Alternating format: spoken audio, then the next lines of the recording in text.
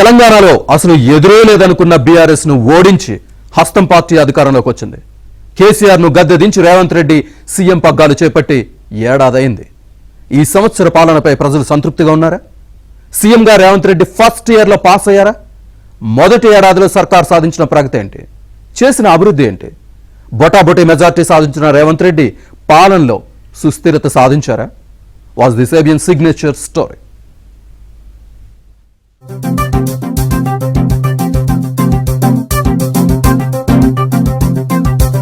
2014లో తెలంగాణ ఇచ్చి కూడా కాంగ్రెస్ అధికారం దక్కించుకోలేకపోయింది. 2014-18 రెండు పర్యాయాలు ప్రతిపక్షానికే పరిమితమైంది. బీఆర్ఎస్ అధికారంలో ఉండగా చేపట్టిన ఆపరేషన్ ఆకర్ష్ దెబ్బకు కాంగ్రెస్ కకావికలమైంది. గ్రామస్థాయి నుంచి రాష్ట్ర స్థాయి వరకు సర్పంచ్ నుంచి ఎమ్మెల్యే దాకా కాంగ్రెస్ కు చెందిన నేతలు పెద్ద సంఖ్యలో కాంగ్రెస్ ను వీడి కారెక్కారు. దీంతో తెలంగాణలో అసలు కాంగ్రెస్ పార్టీ పరిస్థితి తిరిగి పుంజుకుంటుందా అనే అనుమానాలు వ్యక్తమయ్యాయి. అలాంటి సమయంలో పీసీసీ అధ్యక్ష బాధ్యతలు చేపట్టిన రేవంత్ రెడ్డి కాంగ్రెస్ క్యాడర్ లో జోష్ నింపారు. అధిష్టానం అండదండలతో నేతలందరూ జట్టుగా నడిపించడంలో సక్సెస్ అయ్యారు. తెలంగాణలో ఇక కాంగ్రెస్ బతికి బట్టకట్టడం కష్టమన్న స్థాయి నుంచి హస్తం పార్టీని అధికారంలోకి తీసుకొచ్చారు. తిరుగులేదు అనుకున్న కేసీఆర్ ను గద్దెదించి రేవంత్ రెడ్డి సీఎం పీఠం మీద కూర్చున్నారు.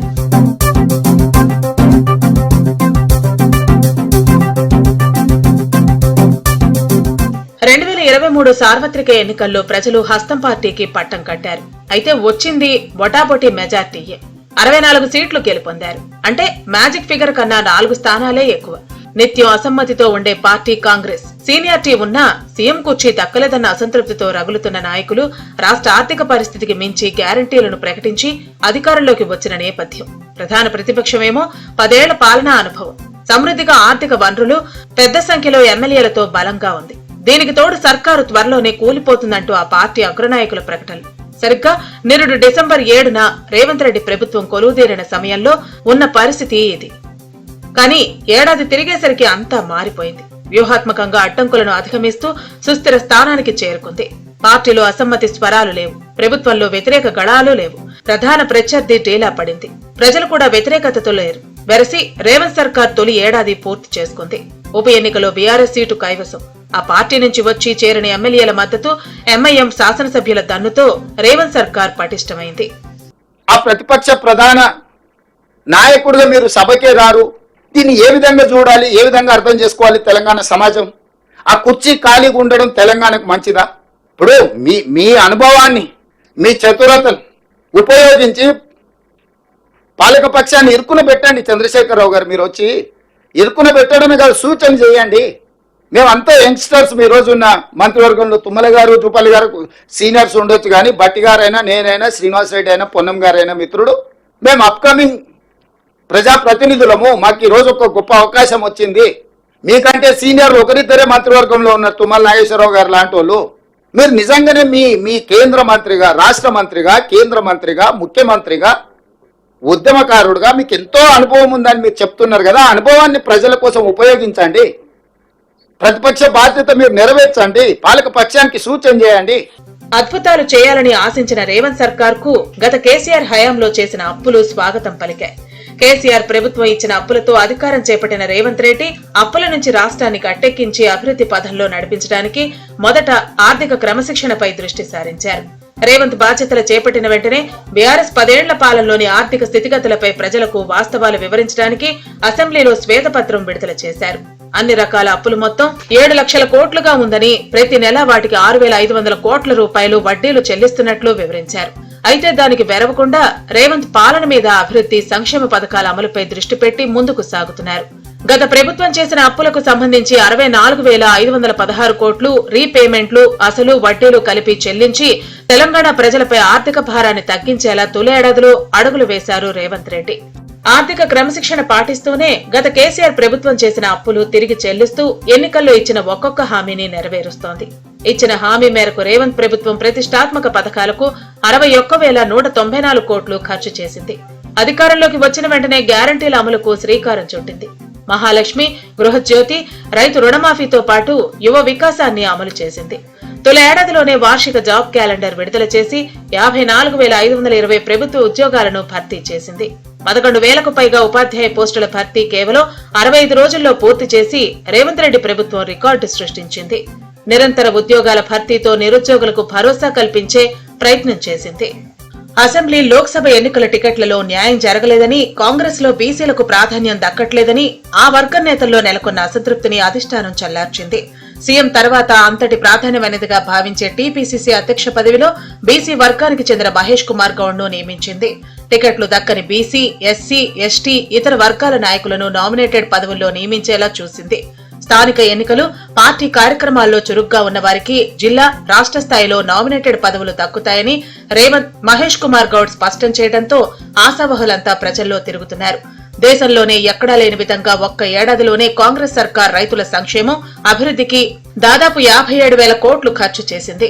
ఎన్నికల్లో హామీ ఇచ్చినట్లుగానే రైతులకు 2 లక్షల రుణమాఫీ చేసింది. రైతులకు 2 లక్షల రుణమాఫీ పథకానికి అవసరమైన నిధులను సమీకరించడంలో ఆర్థిక శాఖ కీలక పాత్రను పోషించింది. రైతులకు 20,617 కోట్ల రుణమాఫీ చేసి 25.36 లక్షల రైతు కుటుంబాలను రుణ విముక్తులను చేసింది. రుణమాఫీతో పాటు వచ్చిన వెంటనే గత ప్రభుత్వం బకాయి పెట్టిన రైతు బంధు, పంటల బీమా, రైతు బీమా, పంట నష్టపరిహారానికి, వ్యవసాయానికి ఉచిత విద్యుత్, పంట ఉత్పత్తుల కొనుగోళ్లు, సన్నవడ్ల బోనస్ కి నిధులను ఖర్చు చేసింది. రాష్ట్రంలో ఆగస్టు, సెప్టెంబర్లో కురిసిన భారీ వర్షాల కారణంగా నష్టపోయిన పంటలకు పరిహారంతో పాటు బాధితులకు సాయం చేసింది. వ్యవసాయానికి మొదటి ఏడాదిలోనే దాదాపు 57,000 కోట్లను ప్రభుత్వం వెచ్చించడం విశేషం.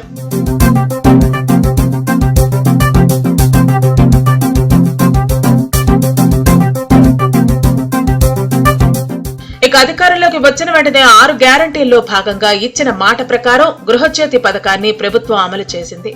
200 యూనిట్ల లోపు విద్యుత్ వాడే వినియోగదారులకు ఉచిత విద్యుత్ అందిస్తోంది. మార్చి నుంచి ఇప్పటి వరకు రాష్ట్ర వ్యాప్తంగా దాదాపు 50 లక్షల కుటుంబాలు జీరో బిల్లులు అందాయి. ఇక ప్రభుత్వ పాఠశాలలు, కళాశాలలు, విద్యా సంస్థలన్నింటికీ ఉచిత విద్యుత్తు అందించే మరో కీలక నిర్ణయం ప్రభుత్వం తీసుకుంది. సీఎంగా బాధ్యతలు చేపట్టిన 48 గంటల్లోనే రేవంత్ రెడ్డి మహిళలకు ఉచిత బస్సు ప్రయాణం పథకాన్ని అమలు చేశారు. దానికోసం ఇప్పటి వరకు ప్రభుత్వం 1,300 కోట్ల రూపాయలు ఖర్చు చేసింది. చేయూత, రాజీవ్ ఆరోగ్యశ్రీ, 500కి గ్యాస్ సిలిండర్, బియ్యం సబ్సిడీ, స్కాలర్షిప్లు, హాస్టల్ విద్యార్థులకు డైట్ ఛార్జీల పెంపు, కళ్యాణ లక్ష్మి, షాదీ ముబారక్ పథకాలన్నింటికీ 61,194 కోట్లు ఖర్చు చేసింది. ఎస్సీ, ఎస్టీ, బీసీ, మైనార్టీల సంక్షేమానికి నవంబర్ నాటికే దాదాపు 9,888 కోట్లను ప్రభుత్వం ఖర్చు చేసింది. ఇక వైద్య ఆరోగ్య శాఖపై ప్రత్యేక శ్రద్ధ పెట్టారు. ప్రభుత్వం ఏర్పడిన 48 గంటల్లోనే రాజీవ్ ఆరోగ్యశ్రీ కింద ఉచిత వైద్య పరిమితిని 5 లక్షల నుంచి 10 లక్షలకు పెంచారు. 8 నెలల కాలంలోనే 8 ప్రభుత్వ మెడికల్ కాలేజీలను అందుబాటులోకి తీసుకొచ్చింది. మరోవైపు రేవంత్ రెడ్డి సర్కార్ ఫ్లాగ్షిప్ పనులకు శ్రీకారం చుట్టింది. హైదరాబాద్ శివారు ముచ్చర్లలో ఫోర్త్ సిటీ నిర్మాణానికి పూనుకుంది. 1000 ఎకరాల్లో ఫ్యూచర్ సిటీని అభివృద్ధి చేయడానికి ప్రణాళికలు సిద్ధం చేసింది. యంగ్ ఇండియా స్కిల్ యూనివర్సిటీని ప్రారంభించింది. అంతర్జాతీయ స్థాయి క్రీడాకారులను తయారు చేసేందుకు స్పోర్ట్స్ యూనివర్సిటీకి శ్రీకారం చుట్టింది. 5,560 కోట్లతో మూసీ పునర్జీవ ప్రాజెక్టు కోసం నడుం బిగించింది. వరంగల్ మహానగరం అభివృద్ధికి గతంలో ఎన్నడూ లేని విధంగా 4,962 కోట్లు ప్రభుత్వం కేటాయించింది. మామనూరు ఎయిర్పోర్టు భూసేకరణ మొదలుపెట్టింది. 8 నెలల్లో ఎయిర్పోర్ట్ ను అందుబాటులోకి తెచ్చే లక్ష్యంతో పనిచేస్తోంది. గత సంవత్సర కాలం గౌరవ ముఖ్యమంత్రి రేవంత్ రెడ్డి గారి నాయకత్వంలో ఏ కార్యక్రమాలు చేశాం, ఏ అంశాలను ప్రధానంగా ఎంచుకున్నాం, మేం ప్రజలకు ఇచ్చిన హామీలను 6 గ్యారంటీలో భాగంగా ప్రజలకు ఇచ్చిన హామీలను ఒకటి తర్వాత ఒకటి ఏ విధంగా పూరిస్తా ఉన్నాం, అమలు చేస్తా ఉన్నాం అనే దృక్పథంతో ఆనాడు మీ అందరి సహకారంతో మార్పు తీసుకురావాలని మొదలుపెట్టిన రోజు. ఆలయాల అభివృద్ధిపైన కూడా ప్రభుత్వం ప్రత్యేక దృష్టి పెట్టింది. యాదాద్రిని యాదగిరిగుట్టగా పేరు మార్చి మరింత అభివృద్ధి చేస్తోంది. భద్రాచలం ఆలయ అభివృద్ధి పనుల కోసం 180 కోట్లను కేటాయించింది. వేములవాడ రాజరాజేశ్వరి పుణ్యక్షేత్రం అభివృద్ధి పనులకు రాష్ట్ర ప్రభుత్వం 127.65 కోట్లు మంజూరు చేసింది. దక్షిణ కాశీగా పేరు ఉన్న మేడారం జాతర కోసం తెలంగాణ సర్కార్ 110 కోట్లను ఖర్చు చేసింది. ఉమ్మడి మహబూబ్ నగర్ జిల్లాలోని అమ్మాపురం కురుమూర్తి ఆలయం అభివృద్ధి పనుల కోసం 110 కోట్లు కేటాయించి ఆ పనులకు స్వయంగా ముఖ్యమంత్రి రేవంత్ రెడ్డి శంకుస్థాపన చేశారు. ఇక రేవంత్ సర్కార్ గత ప్రభుత్వ హయాంలో జరిగిన అవినీతి, అవకతవకలపై విచారణకు ఆదేశించింది. విద్యుత్ కొనుగోళ్లు, ప్లాంట్ల నిర్మాణంపై మొదట జస్టిస్ ఎల్ నరసింహారెడ్డి, ఆ తర్వాత మదన్ బి లోకూర్ కమిషన్ ను నియమించింది.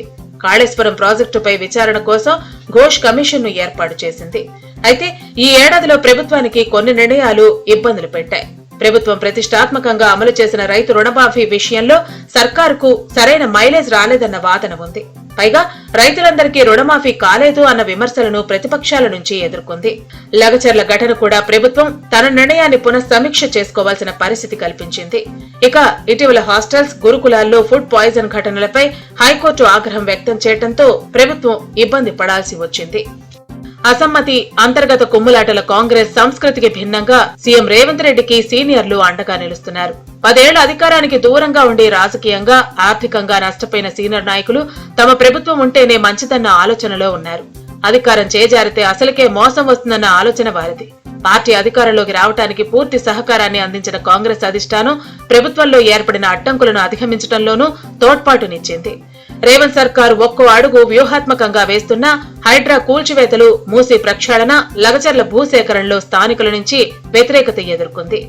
ఎక్కడ నెగ్గాలో కాదు, ఎక్కడ తగ్గాలో తెలిసినవాడు గొప్పవాడన్న రీతిలో రేవంత్ ఈ 2 విషయాల్లోనూ ఆచితూచి అడుగులేస్తున్నారు. పూర్తిస్థాయి మంత్రివర్గ విస్తరణ జరగాల్సి ఉంది. ఏడాది పూర్తయినా అది జరగలేదు. మంత్రివర్గంలో 6 ఖాళీలున్నాయి. హైదరాబాద్, కీలకమైన రంగారెడ్డి సహా ఆదిలాబాద్, నిజామాబాద్ జిల్లాలకు కేబినెట్ లో ఇంకా ప్రాతినిధ్యం లేదు. సామాజిక సమతూకం కుదరకపోవటం, పదవులు ఆశిస్తున్న వారిలో ఆర్థికంగా ఇతరత్ర బలమైన నాయకులు ఉండటంతో అధిష్టానం తుది నిర్ణయానికి రాలేకపోతోంది. నామినేటెడ్ పోస్టులు, మంత్రి పదవులు ఆశిస్తున్న నాయకులను సంతృప్తి పరచడం కాంగ్రెస్ నాయకత్వం ముందున్న పెద్ద సవాల్.